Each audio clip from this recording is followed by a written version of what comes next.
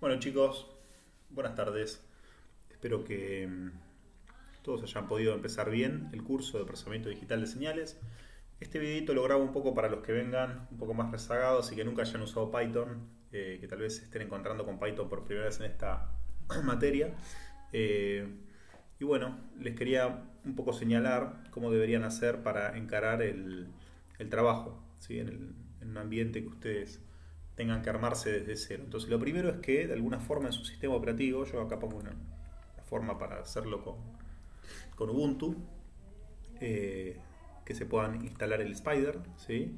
Y lo segundo que tendrían que hacer una vez que ya tienen el ambiente de Python y de Spider ya listo, es clonarse este repositorio, ¿sí? Todas esas cosas son sencillitas, con esta instrucción lo deberían poder hacer. Y es un poco lo que yo tengo replicado acá en esta carpeta, ¿sí? Deberían fijarse que estén en la última versión siempre. Si se lo acaban de clonar, esto no es necesario, pero por lo general, una vez que ustedes están en la última versión, lo van a tener así, y eso quiere decir que lo van a tener actualizado, ¿sí? Yo supongo que ya manejo de repositorios y todo eso ya lo habrán hecho en alguna otra materia a esta altura, pero por las dudas de que no, se los indico. Bueno, en este repositorio van a encontrar ejemplitos muy sencillos, ¿sí? Los ejemplitos que yo les comparto son estos tres, de Python elemental, digamos, ¿no? Elemental aplicado a las cosas que vamos a hacer nosotros. Y después también les dejo otras cositas que tienen que ver con los notebooks, con los Jupyter Notebooks, que si bien ahí creo, no estoy seguro si ahora les puse cómo armarse el ambiente. Sí, les puse para que se armen también el ambiente de Jupyter Notebook. Pero bueno, ahora lo podemos ver también cómo deberían usarlo. Bueno, entonces, en primer lugar, como les digo, les recomiendo que empiecen, para el que nunca vio nada o está muy verde de Python, que arranque por acá, ¿sí? Intro a Python. Entonces, yo tengo instalado mi versión de Spider, no es de las últimas, pero es suficiente para lo que estamos haciendo. No la voy a actualizar ahora porque siempre, a veces, más de una vez me trajo sorpresas el Spider más segura, a veces hace macanitas, así que no se asusten si en una actualización rompe todo. Ojalá que ya lo haya dejado de hacer, pero a mí varias veces me trajo problemas. Entonces, cuando ustedes arrancan con el Spider, se van a encontrar en un ambiente que es bastante parecido a lo que ustedes ya tenían en MATLAB. Si usaron MATLAB, seguramente habrán usado alguna vez en la carrera. Así que no debería sorprenderlos demasiado. Van a tener una parte de código donde tengan sus scripts, ¿sí? Van a tener una consola que lo van a tener implementada por este programita que se llama Python.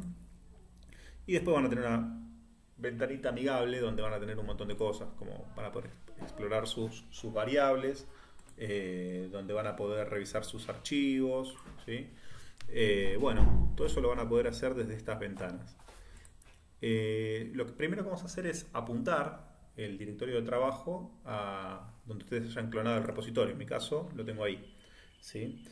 Y fíjense que nuevamente acá observamos podemos ordenarlos de otra forma. Esto no ayuda mucho. Qué lástima, lo tengo acá. El tipo. Este tipo me va a ayudar un poquito. Entonces, fíjense que acá tengo los scripts de Python. Por lo pronto vamos a prestarle atención a estos tres, ¿sí? Voy a revisarlos un poquito junto con ustedes para que vean y tengan una idea de cómo empezar con Python. Y bueno, y ya que, como su nombre bien lo dice, vamos a empezar por Intro a Python, ¿sí? Que es algo lo más elemental que se puede. Vamos a empezar a repasar las cuestiones más elementales del lenguaje y cómo ustedes deberían realizar el trabajo, digamos, ¿no?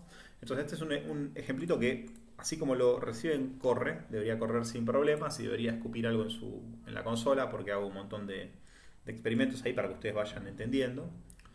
Pero fíjense que lo primero que ven, al menos acá en Ubuntu, en Linux, les pone este especie de preámbulo y ya por lo general cuando ustedes crean un archivo nuevo, un script nuevo, les genera todo eso automáticamente, ¿se dan cuenta? Entonces es algo de lo que no se van a tener que preocupar, pero que siempre conviene completarlo, ¿no? Es decir, poner acá quién hizo el script. Sobre todo cuando me mandan algún script sin nombre, a mí también me complica un poco porque a veces se me pierden y no está mal que ustedes ahí pongan su nombre. Tampoco está de más, de hecho me encantaría que lo pongan, o bien la consigna o el TP el que están tratando de resolver, o la idea que están persiguiendo, para que uno tenga una idea un poco más acabada de lo que va a pasar en en ese pedacito de código. Entonces acá digo, ejemplificaremos el uso de las herramientas que utilizamos más frecuentemente en PDS. Estos ejemplos fueron pensados para aquellos estudiantes que no hayan tenido ningún contacto con Python. Entonces vamos a arrancar. Entonces, lo primero que van a tener que hacer es, para los que sí conocen C, que me imagino que a esta altura todos habrán hecho algo de C, van a tener que importar, no son archivos de cabecera, pero sí son librerías o módulos que ustedes tienen que tener disponibles para usar las funciones. Entonces van a ver que tenemos módulos de distinta naturaleza, pero los que vamos a usar siempre, es decir, para que todo Python se comporte como MATLAB, necesitaremos tener a mano NumPy, que es básicamente el módulo que nos va a permitir manejo y operaciones de álgebra matricial y arrays numéricos de la forma más MATLAB similar que exista. Este es Matplotlib, es una librería de visualización de datos, por tanto lo vamos a usar para que ploteemos como lo haríamos en MATLAB. Justamente el submódulo de Matplotlib que usamos es pyplot, que es básicamente algo que emula las mismas interfaces que MATLAB, es decir, llamamos a las mismas funciones plot, stem, surf, las que ustedes recuerden de MATLAB las tienen acá seguramente implementadas. Estos son unos modulitos nuestros que hacemos, que es un ejemplito para mostrarles cómo se pueden hacer módulos, que los tengo acá en PDS módulos. Y después importé para este ejemplo en concreto Numbers, pero no es un módulo que lo usamos habitualmente, ¿sí? Acá creo que les da un poquito de ayuda por lo que veo, Abstract Base Classes. Bueno, si ustedes detienen el cursor sobre cada uno de los módulos, les da la posibilidad de que vean alguna especie de forma de ayuda instantánea que tenga el módulo definida, ¿sí? Posiblemente en estas cabeceras de texto que van ustedes mismos escribiendo. Bueno, entonces, cosas elementales. Hacer comentarios, fíjense que lo van a hacer con el numeral. Hacer comentarios en bloque también lo pueden hacer de forma muy fácil con las 3 comillas, o lo pueden hacer con numeral corchete. Creo que también había otras alternativas también para hacerlo, pero bueno, nada, eso es bastante útil más de una vez. Separar por celdas de código para tener un poco mejor sectorizado, ¿ven? Su código también ayuda, así que este es la directiva que le tenemos que pasar para indicarle que empezamos una nueva celda de trabajo. Por ejemplo, acá lo hice para confinar a todas las declaraciones y las definiciones de las funciones. Y después, bueno, a esto vamos a volver más adelante. Y después ya sí podemos empezar a hacer experimentos. Entonces fíjense qué sencillo que es, ¿sí? Acá decimos comienzo del ejemplo, qué sencillo que es la declaración de variables. No tenemos que decir, como es un lenguaje de scripting, no tenemos que hacer absolutamente nada para que esto suceda. Nosotros ponemos a igual a 1 y ya automáticamente creamos una variable, ¿sí? En este caso podemos usar la directiva reset, ¿sí? Para borrar todas las variables y que tengan una idea de cuando yo hago igual a 1, declaro una variable. No le tengo que decir que es un entero, pero ya lo asume el lenguaje de scripting, ¿sí? Y fíjense que es muy código. ¿Por qué? Porque puedo hacer operaciones muy sencillitas sin hacer casi nada, ¿sí? Esta es un poco la idea de MATLAB, y acá eso también sigue vivo, esa idea de que sea un lenguaje interpretado y que tengamos ante todo facilidad, no tengamos algo muy rígido a la hora de tipearlo para que sea ni seguro ni que tenga la mejor performance. Simplemente es útil para hacer este tipo de cosas, experimentos, ensayos, prueba de concepto. Muy bien, sigamos adelante. Lo mismo con los scripts, lo podemos hacer. Miren, un truquito es, si señalan algo y tocan F9, directamente se lo pasa a la consola y lo ejecuta, ¿sí? Así que pueden ir probando paso a paso, ¿sí? Definir un string, ¿ven? Y así pueden ir paso a paso. Otra forma de hacerlo también, volvemos a resetear el ambiente de trabajo, ¿sí? Otra forma de hacerlo. Esto que ven ahí con %, es una directiva al IPython, ¿sí? Que es nuestra consola. Entonces con el % le solemos mandar directivas. Por ejemplo, esta es una directiva bastante práctica, la tienen que tener a mano, el reset para borrar todo el ambiente. Y otra directiva muy práctica, van a ver que la tengo por acá en la ayuda. Si toco la primera parte de lo que estoy escribiendo y voy para arriba o para abajo, es como que le pido ayuda a la historia. Esto yo ya lo ejecuté en mi consola, por eso lo recuerda. Entonces uno pone % y le va a recordar las directivas que usa habitualmente. Esta que tengo acá, ya van a ver más adelante, que también es una directiva que uso habitualmente y que tiene que ver con dónde quiero que genere los gráficos, ¿sí? Qt5 es la interfaz de Qt, ¿sí? La interfaz esta de ventanas, Qt, que justamente la va a hacer en Python, es la encargada de, y en Matplotlib es la encargada de realizar las visualizaciones, ¿sí? de las ventanitas, con todos los marcos, con los gráficos bien lindos y todo eso.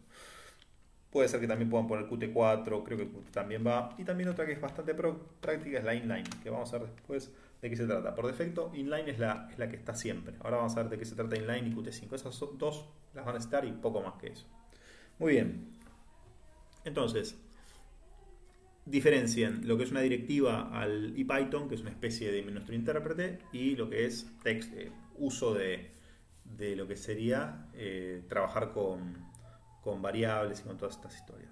Con scripting, es decir, definir variables y operaciones muy sencillitas de una operación. Bueno, sigamos adelante.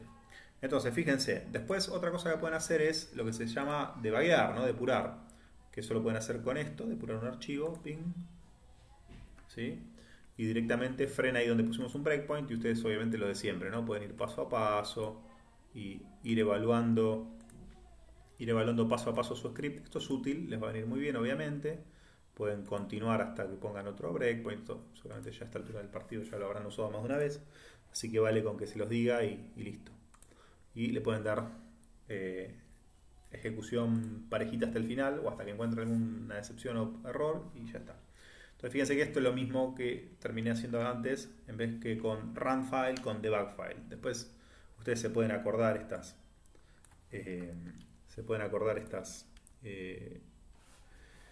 estas instrucciones que dan también al intérprete, ¿sí? Fíjense que después estaba run file, toco RU, voy para arriba y recuerda el run file, ¿sí? Esto puede venir bien.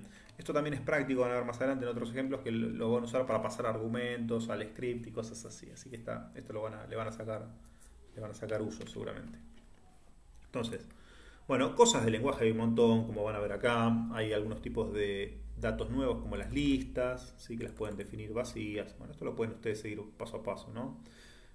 Cosas muy interesantes, una vez que crean una lista, si le cargamos un texto, le metemos otro texto. Esto significa básicamente que cuando ustedes, si corriéramos hasta acá, vamos a correr, cuando corran hasta ahí y definieron mi lista, ¿sí? Van a ver que la lista es una lista de 9 elementos y que fíjense que cuando le pasan un texto a una lista, directamente el string, como es enumerable, lo separa en caracteres.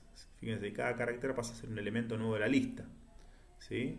No así cuando ustedes lo encierran entre corchetes, donde lo que están diciendo es que otro texto que ya de por sí es un string, este señal 1 que está acá, ¿ven?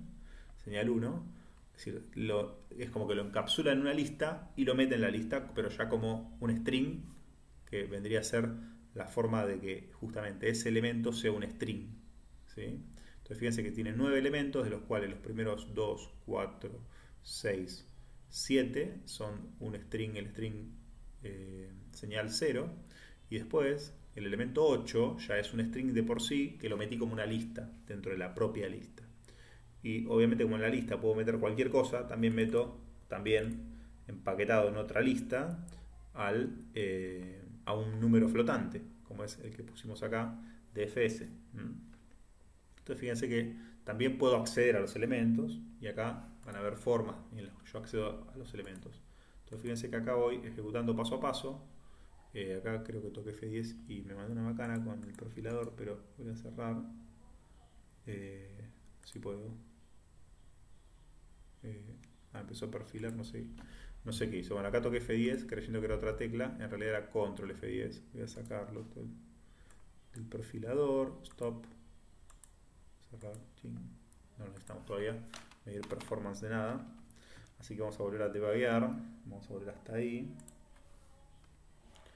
ejecutamos y ahora sí, tocamos esto que es control F10 seguramente, ¿sí? Control F10, entonces tomamos control F10 y fíjense que ahí lo que estoy haciendo es accedo a cada elemento. Lo único que, bueno, obviamente como no genero salida, no estoy viendo lo que significa acceder a ese elemento de la lista. Fíjense que cuando toco F9 en este contexto, ya automáticamente sabe que tiene que poner el signo de admiración. Esto es básicamente una directiva al IPDB, que es el debugger. Como ven, es un poquito más rudimentario que MATLAB. MATLAB nos esconde todas estas sutilezas, pero el debugger de Python acá lo vemos y tenemos que usar el signo de admiración para indicarle que es una directiva al debugger de Python. Entonces, pero de la misma forma podemos acceder al elemento, al primer elemento, a ese. Si volvemos a ver el explorador de variables, vemos que justamente el -1 es el último y es una forma particular que tienen de dirigirse al último elemento de la lista. Así como en MATLAB usamos end, bueno, el -1 es el que cumple esta función. Fíjense que para los que son de MATLAB, ¿sí?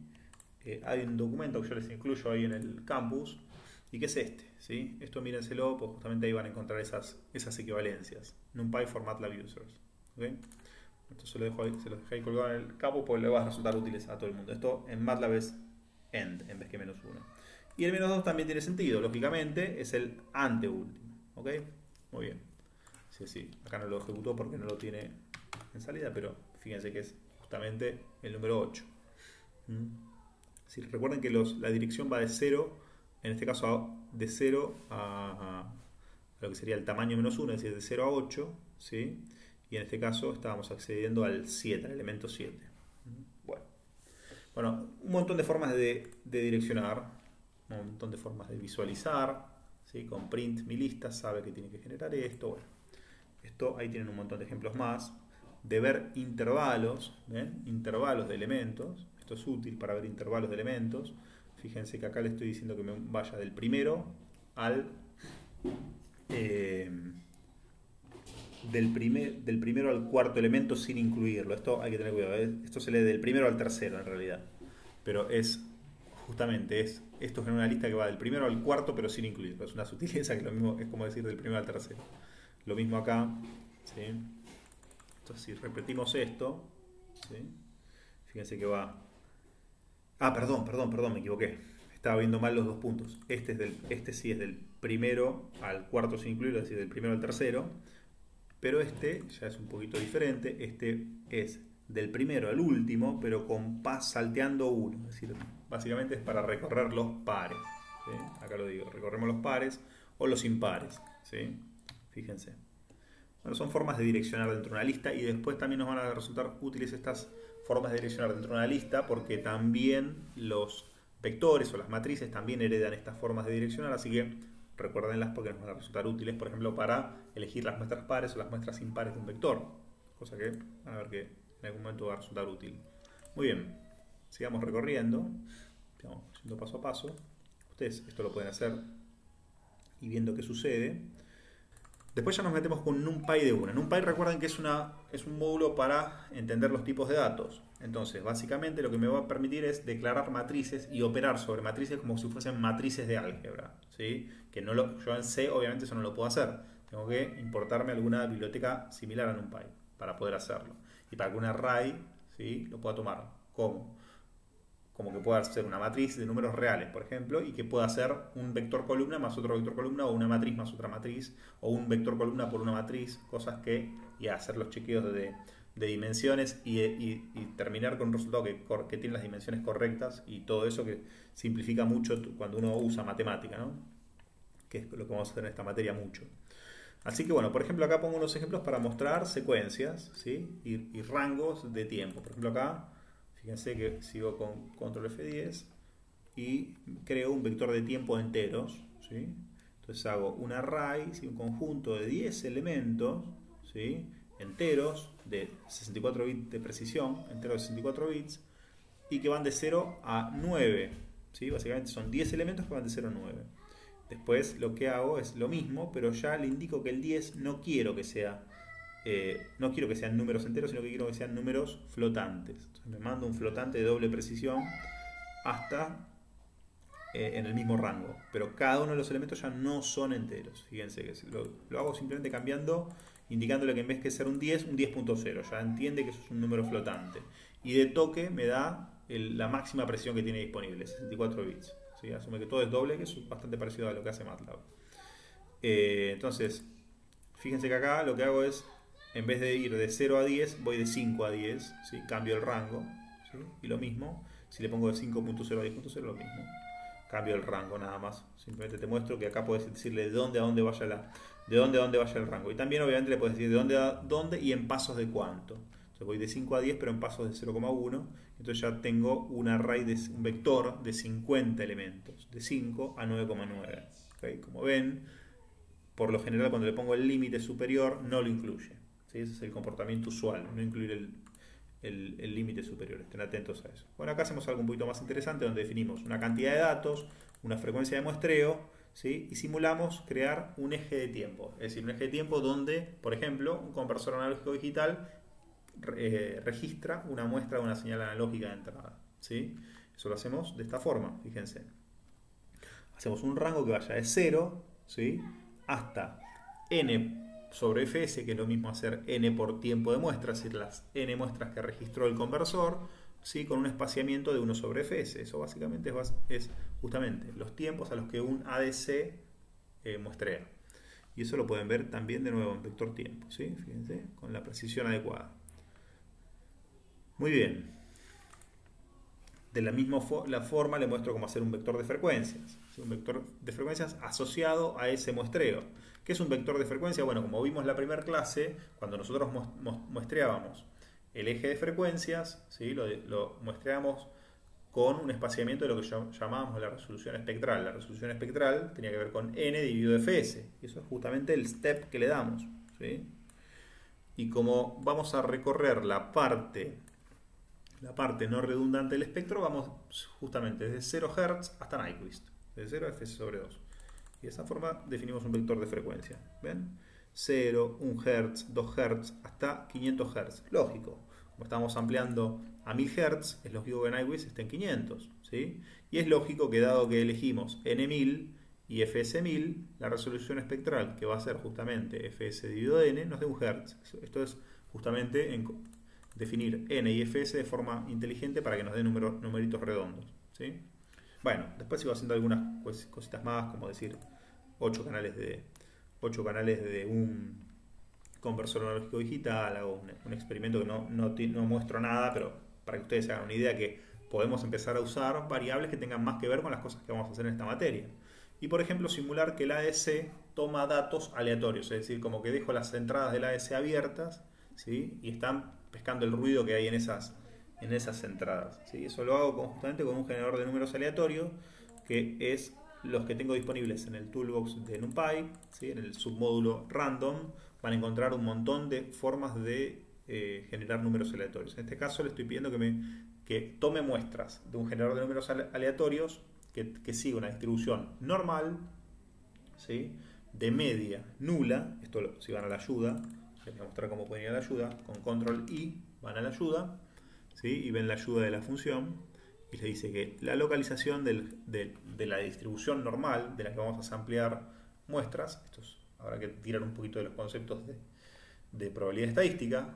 Vamos a ampliar por defecto una distribución normal, ¿sí? De media nula, ¿sí? De localización o media nula, que es lo que le decimos en el primer parámetro, y de escala o desvío estándar posiblemente sea, o no sé si es la... a ver, leemos la cosa por si estamos en duda. Scale, floats, standard deviation, ¿sí? Es el sigma, no es el sigma cuadrado, ¿sí? Pero cuando le ponemos 1, sigma y sigma cuadrado es lo mismo.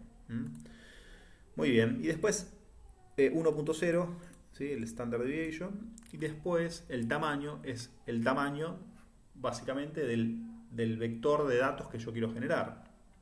¿Qué vector de datos me estoy refiriendo? Y bueno, si tengo 8 canales, voy a tener 8 columnas, ¿sí? Yo lo establezco así, como que el tiempo transcurre en las filas y los canales transcurren en las columnas. Entonces voy a tener 8 columnas por n, ¿sí? Que n es igual a 1000 por 1000 filas, ¿sí? Y eso es lo que me va a dar en matriz de datos esta función random, ¿sí? Directamente me carga 8000 números aleatorios sampleados independientemente de una distribución normal, de una distribución gaussiana. ¿Ok? Vamos a ir a matriz de datos y ven que tenemos 1000 filas por 8 columnas. ¿Ok? Ahí tenemos un montón de datos, ¿sí? Todo ruido. Muy bien. ¿Qué hacemos después? Bueno, usamos esos datitos como para mostrar más cosas, cosas lindas, poderosas de Python. Por ejemplo, podemos usar una condición booleana para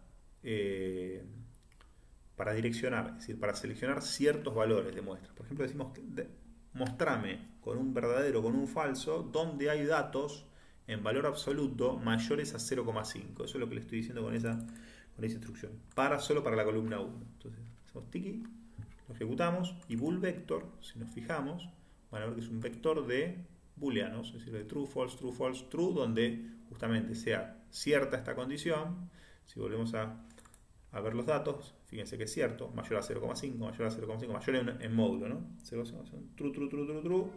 Recién voy a tener un false ahí por el, se ve que son todos true, acá, por el 13, si no hubo otro antes. ¿Ven? Me meto acá para revisarlo, ¿ven? 13 false, ¿ven? Así de simple. Y fíjense que es muy común hacer este tipo de operaciones que son orientadas a vectores. Fíjense que yo no recorro todo el vector y pregunto, no, esto es scripting.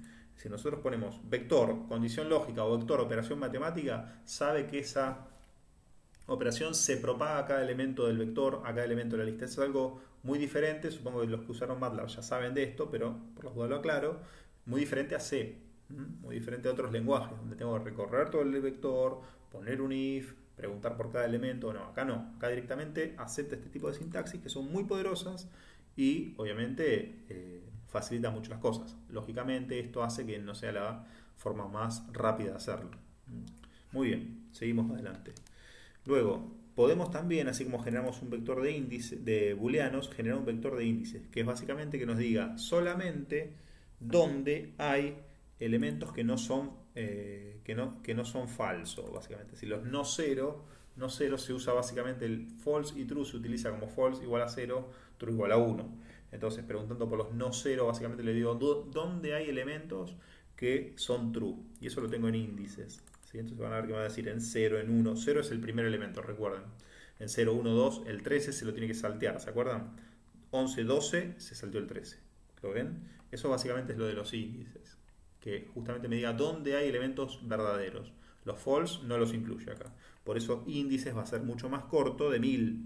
Porque me va a decir dónde están los índices, es decir, los elementos que son mayores a 0,5 de quién, de la primera columna de matriz de datos. Es un poco la idea de esta forma de direccionar. Y después puedo direccionar tanto con bool vector, ¿sí? Con los booleanos, que también tienen dimensión 1000, o con los índices, que son más chicos. ¿Okay?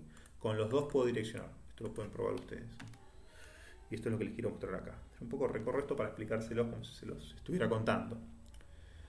¿Qué más? Bueno, después vuelvo a usar un poco la misma idea de aquel for inline que había hecho. Fíjense, puedo usar también para preguntar si son números algunos elementos de mi lista. Es un poco más parecido a lo que yo les quería mostrar antes.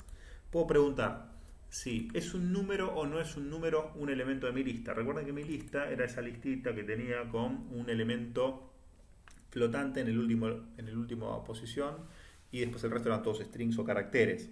Entonces es número, básicamente debería ser todo falso. ¿Sí? ¿Dónde está el número? Debería ser todo falso salvo el último. Si hago doble clic, inspecciono y veo falso, salvo el último. O es texto, lo mismo, el complementario, digamos, sería la negación de esto. Todo verdadero hasta el último. Fíjense que eso para preguntar un tipo de dato se usa como justamente, como vieron que antes nos salió que era el type, nos salía que era una clase. Bueno, entonces básicamente no se tiene que preguntar acá como es número, es esto. Bueno, se pregunta básicamente si es una instancia o una clase. Es decir, si es de alguna forma, seguramente ustedes ya vieron programación orientada a objetos, la clase números incluye a los enteros, a los flotantes, a los simple, doble y precisión, a todos esos, a los complejos, a un montón. Cuando uno pregunta de esas clases, esto es una instancia, pregunta y chequea por todas esas. Entonces directamente ya lo pueden saber con un booleano. Eso es útil a veces para poder ver lo que uno nos manda en una función, si no metieron la pata y no se equivocaron. Bueno, son pruebitas lindas para hacer al principio de una función esas, ver que justamente los argumentos tienen sentido con lo que espero, para que no se generen problemas. Bueno, ahí empezamos con el llamado a funciones. Llamado a función que suma. Le paso 1 y 2, me va a hacer un 3. ¿Sí? Básicamente una tontería. Pero para que ustedes entiendan cómo se llama una función. Y otra cosa piola. ¿Cómo puedo inspeccionar una función? Toco control, toco clic izquierdo, me meto en la definición de la función. ¿Ok? Así de simple. Debe haber un ir para atrás, pero yo no me lo sé. Si alguno me lo sabe, me lo dice. ¿Sí? Me lo pone ahí en algún lado. Así me entero. Yo, por lo general, lo que hago cuando hago eso, lo busco. Función que no hace nada, función que suma. Lo selecciono, control F para buscarlo. Ahí abajo, fíjense que se puso función que suma acá abajo, enter, y vuelvo ahí donde lo llamé acá porque lo llamé una vez sola, pero en los lugares, en el trabajo de verdad vendría bien unir para atrás, pero yo no me lo sé todavía. Bueno, lo mismo, acá tienen unos ejemplos más de llamar a funciones, esto es muy sencillo. Ahí me metí, no, pasé. Función que suma, bueno, nada, mírenselo, eso es muy sencillito. Después les muestro algunas estructuras de control, force, ¿sí? No más que eso, y se acabó el asunto. Esto con lo que saben de informática lo van a hacer bien. Posiblemente lo más raro era todo lo en un py, que por eso me quise detener un poquito en eso. Muy bien, vamos a cortar acá y vamos a seguir con los otros ejemplitos en los videitos que vienen después. ¿Dale?